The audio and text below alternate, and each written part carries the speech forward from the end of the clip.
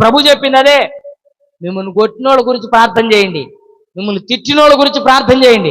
ఆ అక్క అట్టంటే, నీ అక్క ఎట్టంటే, నా వెట్టంటే, నా మట్ట అంటుందని నువ్వు వాళ్ళ గురించి వ్యర్థమైన మాటలు, నువ్వు వాళ్ళని గురించి వాళ్ళు వ్యర్థమైన మాటలని నువ్వు వ్యర్థమైన మాటలు అనాల్సిన అవసరం లేదు. నువ్వు చేయాల్సిన పని ఏందయ్యా అంటే, వారి మీద నీకు విజయం పొందాలంటే నువ్వు వారి కోసం మేలుతో కూడినటువంటి ప్రార్థన.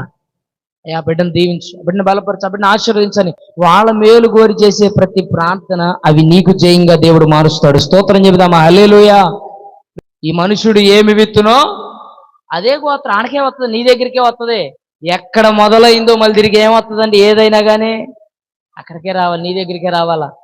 అందుకనే ప్రభు అన్నాడు, కీడు తలపెట్టవద్దు ఎవరికి.